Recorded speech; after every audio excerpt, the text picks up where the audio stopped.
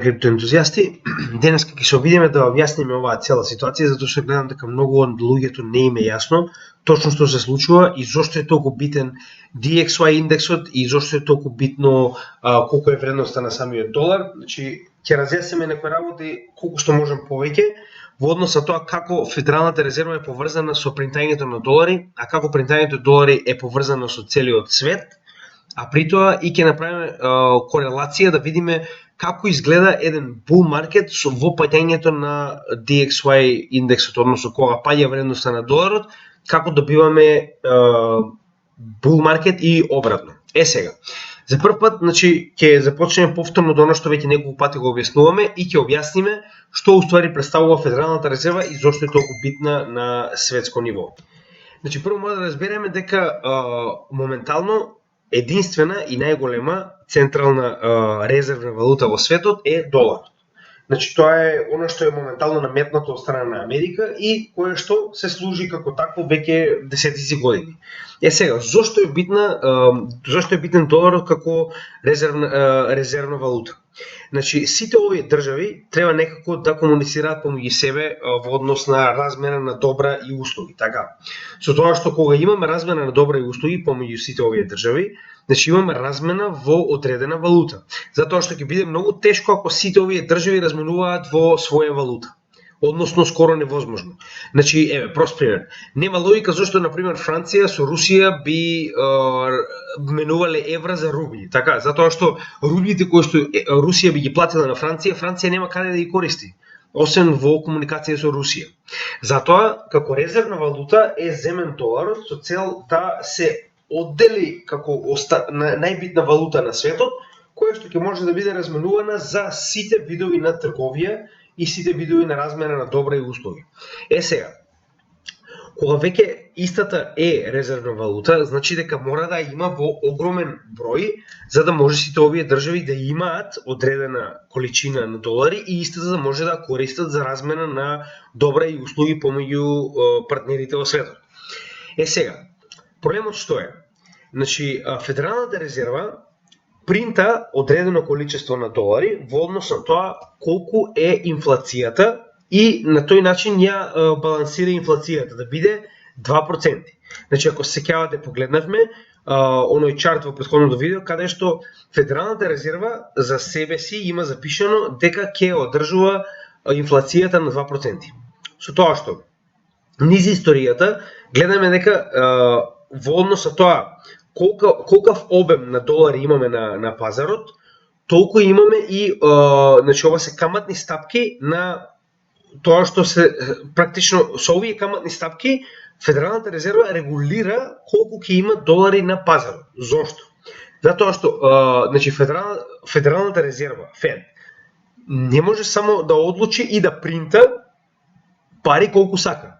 Значи истите мора да го прават тоа по наредба на владата на Америка, а со цел да имаат лимитиран начин како истото да го враќаат од една на друга насока, односно доколку имаме премногу голем обем на пари испринтани и пуштени во светот, долари, значи се зголемува и се намалува оваа каматна ставка со која што фактички ги принудуваат комерцијалните банки на кои што им ги вбризгуваат овие пари на пазарот да ги враќаат назад по повисока каматна ставка и на тој начин ги забрзуваат враќањата од комерцијалните банки назад кон Федералната резерва.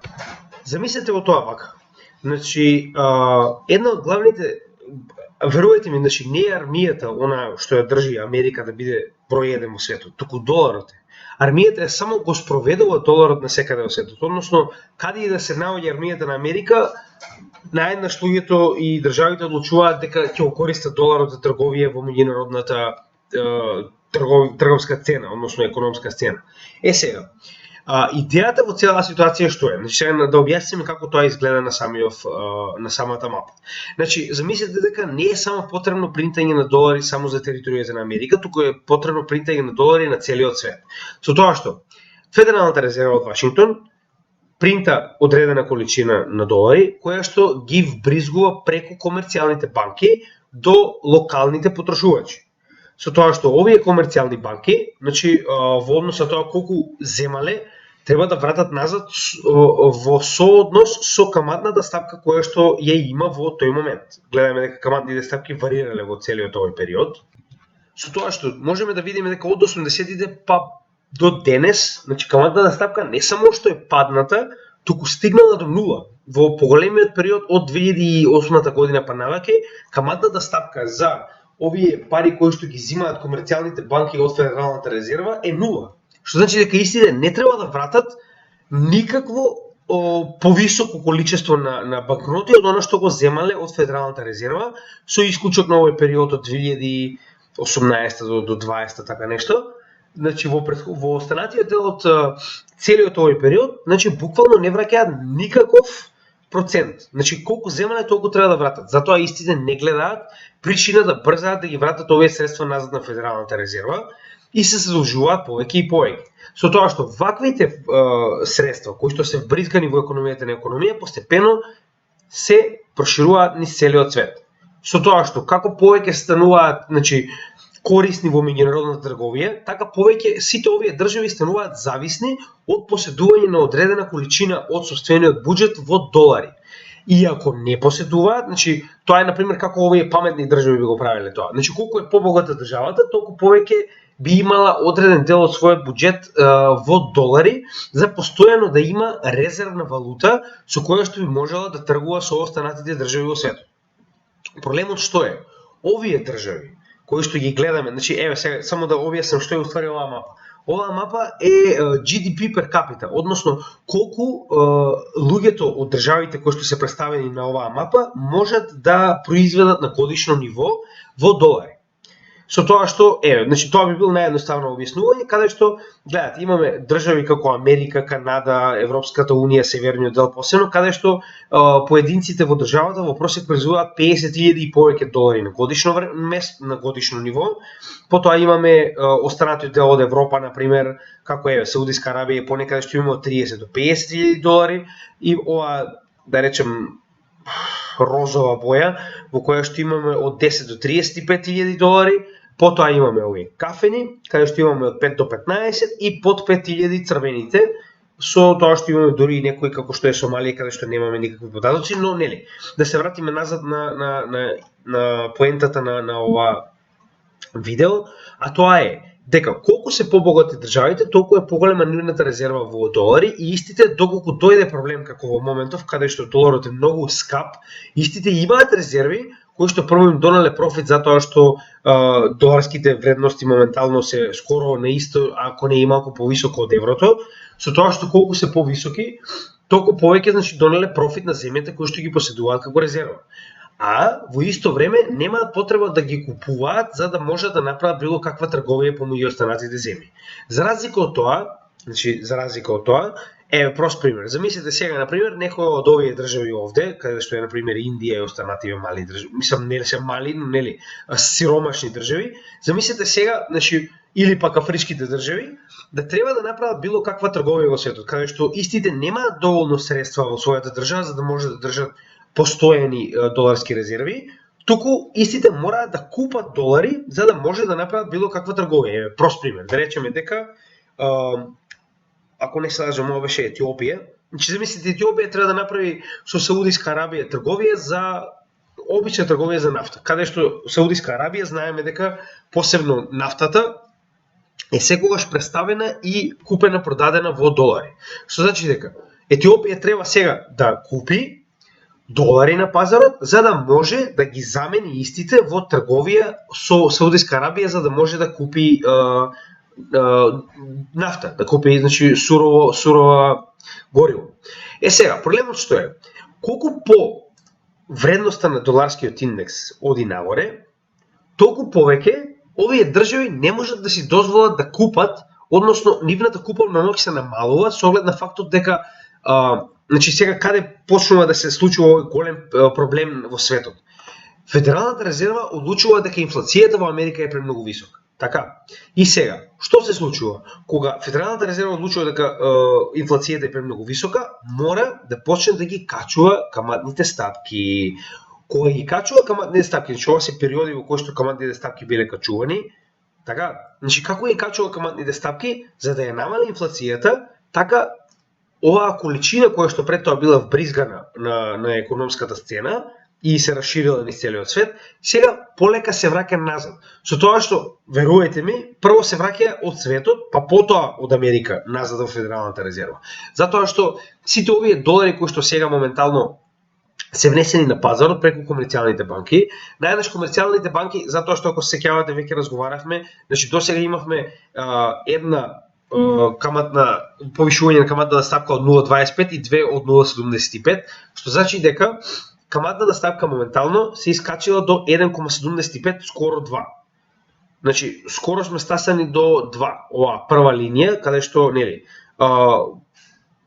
фактички тоа е првиот, гледате, званично ниво на кое што би можеле да рачунаме дека, нели, се качува самата каматна ставка за да ја намали инфлацијата. Тоа е првото званично големо ниво, 2%, кое што сигурно ќе го престасаме во за 10 дена од денес, на 27 јули, кога имаме повторно состанок на кој што Федералната резерва ќе одлучува дали и колку треба да се зголеми процентот, а тоа сигурно ќе се случи. Сега што се случува?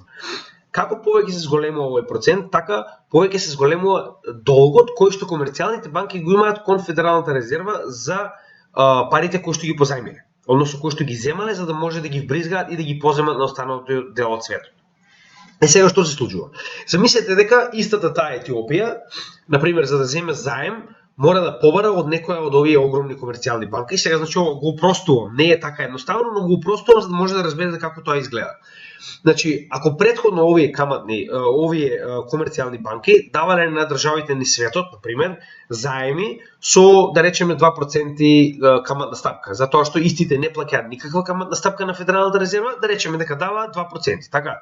Сега, значи, ова ви го кажам само како пример. Значи, ова немој да го сватите дека така се случува, но мораме да го поедноставиме за да може да разберете како се тоа функционира. Сега, замислете дека претходно давале за 2% и на Етиопија и била веќе направена, да речеме, таа математика во сопствената економија и било прифатливо. Значи, за 2% камата да земе залог во долари, кој што ќе ги користи за купопродажба на гориво од Саудитска Арабија, а при тоа 2% од овој заем треба да врати, да речеме, за 2 години, за да може да ги користи овие доларски средства и да може да тргува на економскиот пазар.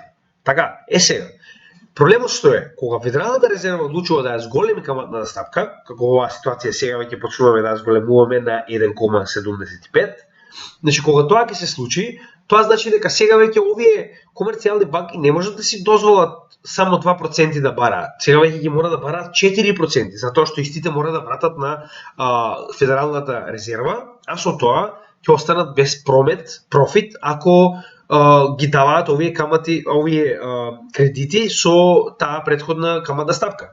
Што значи дека сега дупло треба Етиопија да плати во долари, за да може да добие истата сума на долари и да може да ја направи истата трговија со гориво помеѓу Саудитска Арабија и Етиопија. Сега, во целата ситуација, проблемот што е? Овој пат се повеќе и повеќе се зголемува, затоа што гледаме дека Федералната резерва мора да продолжи да го зголемува. Значи, и за 27 јули веќе има најава дека следната каматна стапка ќе биде повторно минимум 0,75, ако не и повеќе, затоа што Федералната резерва ќе има состанок сега на 27 јули, па потоа дури во септември.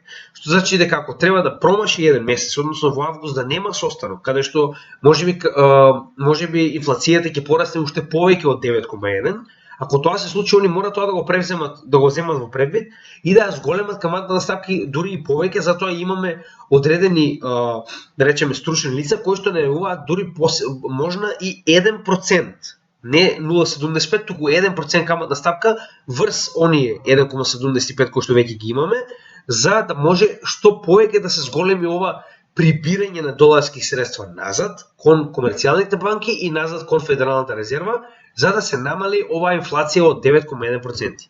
Проблемот што е? Колку повеќе се зголемуваат каматните стапки, толку поскапо станува поземувањето од комерцијалните банки кон светот. Што значи дека се поскапо и поскапо ќе биде да се позаема доларски средства за да може да се тргува на пазарот во светот. А немате друг начин, затоа што вашите локални валути не се признати. Значи ако сака сега на пример Аргентина со пезос да тргува, никој нема да го прифати тоа. Затоа што пезосот не е стабилен, нема соодветна сила на пазарот и не е прифатен. Значи што би правеле вие со у Саудиска Арабија? Што ќе прават со аргентински пезос ако тргуваат Аргентина и Саудиска Арабија за гориво? Значи не ви се потребни. Вас ви е потребно или долари или локалната валута на Саудиска Арабија. А локална валута на Саудиска Арабија сигурно нема да има Аргентина, затоа е се повеќе и повеќе потребен ова валута на светска резерва, односно доларот. А со ваквото поскапување и покачување на каматните стапки на секоја позајмица која што ја прават комерцијалните банки од страна на Федералната резерва, се поскапо е да се купи долар за да може да се учествува во светската трговија. А не заборавајте дека моментално доаѓа до момент каде што имаме, значи поради војната помеѓу Украина и Русија, имаме огромен недостаток на храна. И повторно оваа храна во меѓународната трговија повторно ќе биде направена на ист начин, односно ќе биде направена со размена на долари за тоа што светот го нуди, како што е на пример Украина и Русија, односно пченични производи, кои што посебно во овие африкански и малоазијски држави е многу битен, значи исклучиво битен. И сега они мора да имаат таква резерва на долари, која што е се поскапа и поскапа, овие ресурси се поретки и поретки и гледате од каде доаѓа тој проблем. Значи проблемот доаѓа на осиромашување на овие држави затоа што нивната моќ да купат она што можеле да го купат пред 2 години е се помала и помала. Затоа што пред 2 години вредноста на доларот беше многу пониска. Значи, ме разбирате што сакам да кажам, гледате. Сега моментално е 109, а пред 2 години, во 2020 година, од 18-та па до 20-та, значи се движел од 99 до 90. Што значи дека вредноста на она што може да го купат, сега ќе ви покажам. Значи, ова е од 2018 до моментов сега е 19%, 19,5. Значи, ово што гледаме моментално, значи дека државите фактички со пораснувањето на вредноста на доларот за 19,5% ја намалиле својата куповна моќ од 19,5% во однос на тоа што може да го купат, затоа што практично колку повеќе расте доларот, толку повисоки се каматните стапки за да може држава да си дозволи да купи долар за да може да се разменува што треба да се разменува на светската сцена. Значи сите пазари во светот првенствено работат со долари, а после со се друго. Само помеѓу држави кои што имаат билатерални договори како Русија и Кина, каде што наместо долари се користат рублјата и јенот, само во такви ситуации немате потреба од долар и тоа го прават само билатерални држави помеѓу себе во однос на размена на добра за да не зависат од ваквата светска валута. Сега, тука е најголемиот проблем, се разбираме? Тоа што сега се враќаме на овој момент. Значи, како делува на секојдневната трговија на вас? Значи, сега, гледано тоа од економската сцена, како изгледа на глобално ниво, кога ќе го ставите тоа на локално ниво, практично на самите вас, значи многу едноставно.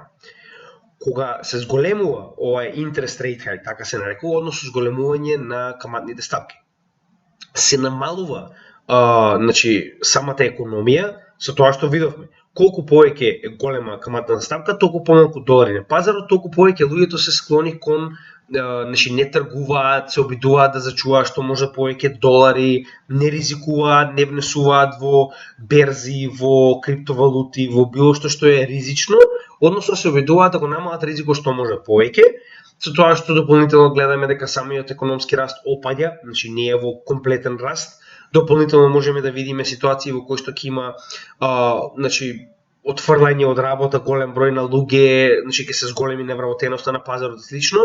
И на тој начин, кога ќе се случи ова, значи кога ќе се зголемат овие каматни стапки, се намалува инфлацијата. Но тоа е она што кажавме дека самиот ФЕД мора да балансира помеѓу намалување на инфлацијата и зголемување на економскиот развој, со тоа што тие се две обратно пропорционални сили. Значи тоа што кажем уште на почетокот, што значи дека понатаму кога истиот ќе одлучи да ги намалува овие каматни стапки, значи инфлацијата ќе почне повторно се зголемува, но колку помалку се каматните ставки, колку помали се каматните ставки, толку повеќе комерцијалните банки можат да си дозволат да внесат пари во системот, односно да дадат повеќе пари на луѓе кои што сакаат да ги користат овие пари, да речеме за трговија, размена, вложување, инвестирање и слично, со тоа што колку повеќе пари на пазарот, толку повеќе самата економија се зацврстува, значи имаме повеќе вработувања, експанзии на пазарите, луѓето сакаат да купат, сакаат да ризикуваат, купуваат типови,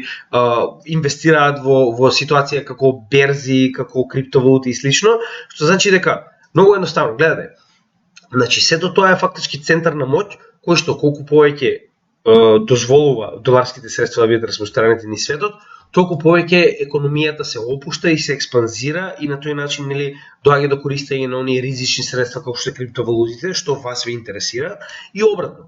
Колку повеќе значи се обидуваат да контролираат инфлацијата на сопствената територија, поради тоа што имаме премногу испринтани доларски средства на светот, толку повеќе се враќа обратно. Односно, доларските средства се враќаат во Америка, сите овие држави и поединци се склони кон чување наместо тргување, се склони кон практично зачувување на тоа што го имаат наместо експанзија, односно ризикување со нови проекти, финансирање на берзи, финансирање во криптовалути, ме разбирате, значи многу едноставно е. Такава прилика изгледа сето тоа. Затоа, значи сакам да го погледнете ово видео за да ви стане јасно како сето тоа на пазарот е поврзано директно со вас. Значи таква е таа макроекономска слика, наједноставно објаснета, да не влегуваме во тешки детали. Тоа е оно што вас треба да биде јасно. Тоа што, значи не заборавајте дека моментално економијата е во најголем раст затоа што Федералната резерва скоро и да не бара никакви средства назад за тоа што го испринтала и го пуштила на пазарот уште од 2008-та па наваки.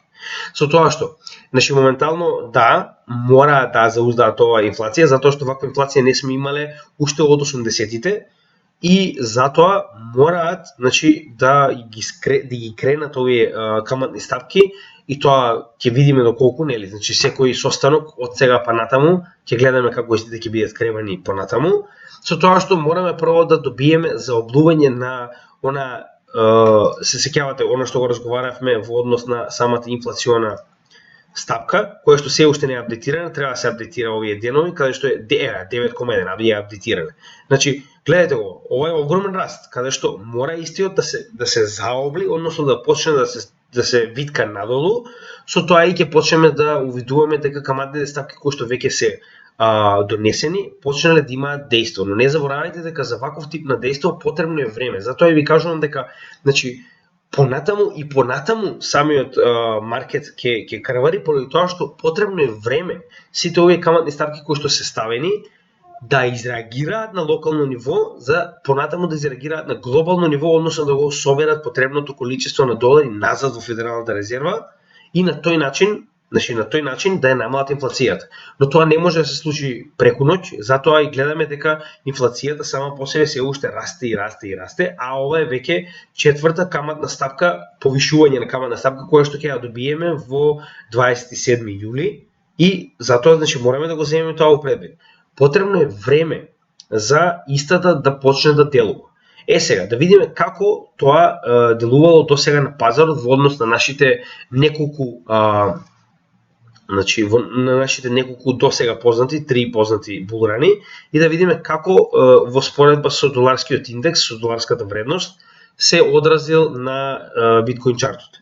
Значи, јас ги обележав, чисто за да видите како отприлика изгледа тоа. Значи, со жолта линија е стартот на булранот, а со зелена линија е крајот, односно највисоката свеќа на булранот. Првиот булран, на сите општо познат, ни е во 2013 година и најчесто, како што рековме, траја прилика една година. Ова е малку пократок, со тоа што значи, и да ја почне малку порано, од овдека веќе е во full swing, значи од 1 март до 1 ноември 2013 година, со тоа што да видиме што се случувало со доларскиот индекс од 1 март до 1 ноември, значи гледаме. 1 март до 1 ноември 2013 година доларскиот индекс е во пад. Иако имаме мал пораст на почетокот, затоа и го имаме овој дел, затоа па понатаму како индексот паѓа надолу, така добиваме апсолутен булран. Да видиме што се случило понатаму. Значи, овој сегмент измеѓу каде што цената на биткоин паднала масивно, тоа е од ноември 2013 натаму, значи од ноември 2013 гледаме што има. Огромен раст на индексот на доларот, што кореспондира со огромен пад на вредноста на биткоин. Следниот bull market ни почнува од 1 декември 2016 до 1 јануар 2018 прилика, значи ова е гледаме доста крупен, само забележиме како тоа изгледа. Значи пак е прилика една година, како што рековме, да видиме што се случувало овдека. Значи 1 декември 2016 година имаме апсолутен врв на вредноста на во овој сегмент на вредноста на доларот, со тоа што истиот од тој момент почнува да паѓа, па се до 1 јануари 2018 кога го допира сопственото дно. А што се случува овде 2018? Фактички тоа е втората свеќе одма после врвот на 2017 декември, односно јануари 2018 година на овој bull run. Ќе ја гледаме и да видиме што се случило понатаму повторно.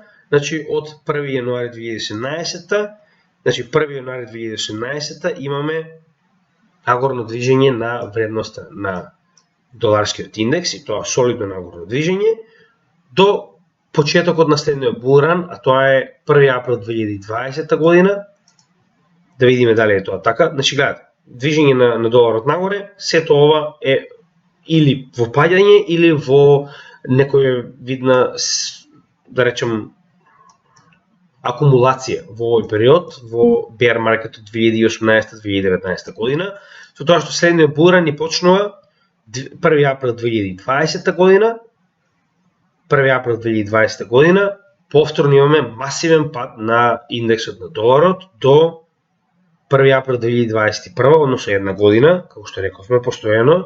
Значи 1 април до 1 април цела една година имаме bull run. Со тоа што пак, значи ова е уште една од оние теории кои што ни покажуваат дека можно е веќе да сме го достигнале врвот во првиот сегмент кога стасаме до 64-65 а ова да е деткиот паунсот кој што успеал да скокне повеќе од самиот врв, што нели некогаш е случај. Значи тоа можеме да го земеме повторно во првите овдека дека наводно булранот бил завршен уште во 1 април 2020 година, а она што го доживеавме како деткиот паунс е уствари повисокиот врв кој што се уште е на некој начин all time high на биткоин, но по циклуси ова би требало да представува врвот на биткоин за 2021 година, што гледаме дека представува апсолутно дно на доларскиот индекс. Сега, разликата во тоа што сакам да ви го покажеме. Значи, гледаме, чисто да ги испоредиме како изгледале од првиот па до последниот, вредносно, значи од апсолутната, значи овдека е апсолутната најмала вредност на доларскиот индекс па до вредноста која што е имал кога завршил овој bear market, 30,5% оприлика добил во првиот сегмент кога имавме bull до bear, значи од биткоин. Да видиме што се случило во вториот сегмент. Вториот сегмент имаме 16,5. Значи 16,5 со 30 и ова би било третиот, односно кога се уште чекаме да го добиеме апсолутниот врв на овој индекс, со тоа што гледаме дека моментално се наоѓаме на 22% од дното, кој што го достигнал на моменталниот врв на циклусот на биткоин, со тоа што, значи пак ќе кажам, докато го погледнеме ова на макро ниво, значи гледаме дека станува збор за канал, само да зголемиме вака за да може да се види, станува збор за канал во кој што сепак доларската вредност се движи надоле. Но гледате ли што се случува на макро ниво кога ќе дојдеме до горната страна на овој канал? Значи, иако овдека сме имале пробив, тоа е многу одамна во 84-тите години, не верувам дека тоа ќе се случи повторно. Следниот пат кога сме дошле, значи сме добиле целосна корекција назад до долната страна на овој канал. Што значи, иако дојдеме до вредност од 117, 118, каде што е моментално горната страна на оваа формација, Замислете што би се случило кога падот, кој што ние го добивавме во овие 3 бул маркета, би бил огромен. Значи, замислете доку ова би бил падот. Иако тоа нема да биде еден, значи тоа ќе биде неколку циклуси на бул маркет, на биткоин, но како што можеме да видиме, станува збор за масивен пад, значи гледате, масивен пад кој што ќе се случи доколку цената продолжи да се движи во оваа формација, гледаме дека цената уште од самиот почеток фактички се движи во оваа формација. Се разбираме? Што значи дека доколку не гледаме причина зошто не, значи на генерално ниво вредноста на доларот сепак паѓа. Значи истата ќе продолжи да паѓа, не гледам причина тоа да престане, затоа што генерално значи валутите во светот се помалку и помалку користени и се повеќе и повеќе се вртат кон дигитализација на економскиот систем. Со тоа што доколку добиеме допир, иако да речеме тоа би можело да трае и месеци, можеби и нема да допреме горната страна, но доколку тоа се случи, затоа што гледаме дека овој масивен ран на доларската вредност се движи кон горната граница на овој канал. Доколку успееме да ја пробиеме и оваа граница од 109,110 практично, која што доаѓа од овој локален врв овде во 2002-та, значи доколку успееме и тоа да го поминеме, нагоре скоро, гледате, значи немаме веќе никакви пречки за допирање на горната граница во оваа ситуација овде као 117-118, што ако се случи, јас би се радувал. Значи мене ако ме прашувате колку побрзо се случи тоа, толку подобро за нас, затоа што прво ќе добиеме масивна капитулација како на биткоин, така и на останатите криптовалути за да можеме да ги купиме многу поевтино, а второ ќе добиеме апсолутен врв на вредноста на доларскиот индекс. Што значи дека наместо да бараме дно, ние ќе најдеме врв на обратната валута која што ја користиме во проценувањето на вредноста на биткоин и тоа практично би значило и дно на цената на биткоин. Затоа што, како што можеме да видиме, ова е историско ниво на овој индекс, кое што многу од трговците го знаат и би сакале да продадат пред да цената биде одбиена. Ти гледате што се случило по себе пат, гледате какво крваво одбивање добиле. Значи, од 2002 до 2004 доларскиот индекс бил у комплетен пад. Затоа што е допрел горната граница на овој канал. Нормално има и дополнителни ствари кои што помогнале у ваквото соборување на вредноста на доларот, но она што сакам да кажеме, запомнете дека доколку дојдеме до допирање на оваа горна страна, тогаш ќе имаме масивен напредок како на сите берзански вредности, така и на сите криптовредности, затоа што ова би било највисоката вредност која што јас верувам дека може доларскиот индекс да ја достигне во овој негов бул маркет. Значи ова е бул маркет за доларската вредност. Сега, затоа ви кажав, значи некогаш барањето на дно може би го параме на погрешно место, односно цел време се обидуваме да утврдиме до каде ќе падне индексот на биткоин, додека за разлика од тоа може би треба да гледаме до каде ќе порасне индексот на DXY, односно доларската вредност во противвредност од 5 најголеми валути во светот. Затоа и ја следиме толку детално и упорно за да видиме што би се случило, нели, затоа што веќе гледате, значи ние го следиме ова уште пред да пробие овој триаголник, она што веќе го кажавме. И ваквото пробивање на триаголникот се повеќе и повеќе ни покажува дека овој силен брат на доларот, кој што се повеќе и повеќе ги биде забрзан од каматните ставки на ФЕД, може на вистина да дојде до горната граница на овој канал, што јас верувам дека би било дефинитивно апсолутниот врв на вредноста на доларскиот индекс, со што би се утврдило дното како на биткоин, на криптопазарите, така и на традиционалните пазари представени преку берзанските индекси. Ова беше кратко видео на кое што сакав да ви покажам како точно доларскиот индекс, вредноста на доларот, се одразува на вашиот джеб и на джебовите на најчесто сиромашните држави во светот и зошто е толку битен како светска резервна валута која што диригира во светот што ќе се случува. Затоа ако ви кажувам дека е многу битно да се почека и да се види што ќе биде на состанокот, значи ако се сеќавате ние веќе ги одредивме, гледате, значи ги имаме определено со жолти линии, фактички следните состаноци на ФЕД, следниот на 27 јули, рековме 8 попладне, каде што ваква стапка каматна може директно да реагира врз економијата на целиот свет.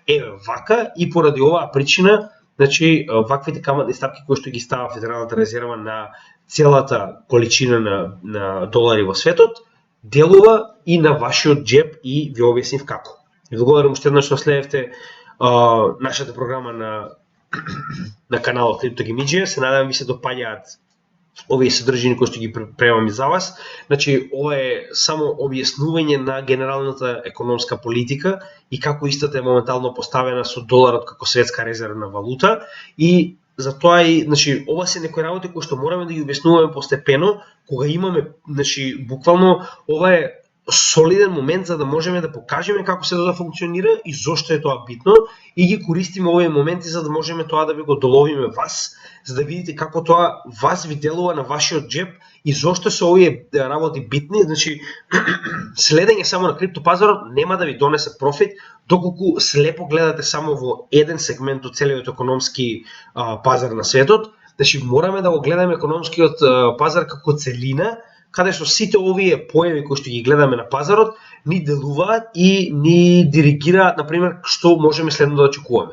Значи, да, знам дека многу од вас уствари гледаат дека имаме напредок во цената на биткоин и на пазарот, но не заборавајте дека овој напредок сепак е дел од овој канал кој што го определивме, кој што е поголема формација, односно bearish divergence, односно bear flag, со тоа што можеме да очекуваме распад на оваа формација во било кое време и продолжување на практично следното скалило од bear маркетот. Затоа и ви го покажав ова и ви кажав дека овој момент кога ќе дојдеме до состанокот на 27 јули ќе биде повторно одлучувачки за тоа колку ќе падне, не дали, туку колку ќе падне криптомаркетите заедно со традиционалните пазари, со тоа што, значи, до сега можам да кажам дека барем во овој последен сегмент биткоин солидно се држи заедно со останатите валути. Значи, мене ми изненади, јас очекував дека ќе имаме паѓање веднаш, но сега за сега како што гледам се уште солидно се држи во овој канал, со тоа што пробивањето на овој канал надоле може да резултира со поголем пат, како што рековме, измерен од претходниот пат, значи од претходниот bear flag, со тоа што рековме како се мери од најгорната точка на моментот каде што истото е скршено до практично долната граница на овој bear flag, со тоа што доколку ова го префрлиме во било кој од овие моменти каде што би можело да скрши цената надоле, добиваме дури $8.500, но нели, пак ќе кажем, тоа не значи дека целосно треба да се оствари оваа формација. Значи, формацијата ви дава практично ви дава увид во тоа што да се очекува со оглед на фактот дека станува збор за bear маркет и ваквата формација е исклучиво bear и е најчесто, како што можеме да видиме до сега веќе неколку пати се оствари. Значи, гледате, целиот овој bear маркет е уствари едно огромно паѓање на bear flags надоле. Значи, првиот bear flag овој овде, кој што го најдевме уште на почетокот, кога ви кажа дека цената ќе падне, тоа се случи. Вториот bear flag е нешто помал, гледаме овдека, истата ситуација. Значи, ова е bear flag-от, истиот се оствари, цената падна надолу. Ова е трет кој што очекуваме да, значи, не гледам причина зашто не би го направил истото. Иако имаме благо растење на цените нагоре, јас све советувам да бидете исклучиво, значи, предпазливи. Ваквиот тип на формации, посебно кога ќе стасаме до следниот состанок, може да паднат уште пред да биде состанокот направен од страв луѓето кои што, нели, имаат на пазарот и тргуваат на кратки патеки, може да се откажат од самото држење на ризичните ствари уште пред да биде донесена следната каматна стапка. Затоа ви кажувам дека генерално овој целиот сегмент од пазарот е моментално многу нестабилен и мораме да се пазиме и да го заштитиме оно што веќе сме го купиле на пазарот, со тоа што ќе се спремиме да купиме уште повеќе кога цената ќе продолжи да паѓа надолу, а до сега не гледам причини зашто тоа не би се случило. Значи, мораме да ги гледаме оние 5 или 6 индикатори кои што ви кажав за оние индикатори кои што ги имавме за утврдување на дно на цената на биткоин. Значи, ќе го направиме тоа повторно на наредната анализа на биткоин, затоа што сме далеко од истите, нема поента да ги повторуваме постојано, кога, нели, гледаме дека нема промена, посебно во главниот, односно во вредноста на доларскиот индекс, како и во вредноста на инфлацијата, што значи дека продолжуваме понатаму да чекаме за утврдување на евентуално биткоин. Но со тоа и го завршувам ова видео овде. Ви благодарам уште еднаш што гледавте она што нели го препремаме за вас. Се надевам дека ќе продолжите и понатаму да го поддржувате нашиот канал. Се додека имаме ваша поддршка, ќе добивате и видеа со едукацион карактер. Ви благодарам уште еднаш, имајте добар ден и се гледаме во наредното видео. Поздрав од тимот на Криптогемиџија.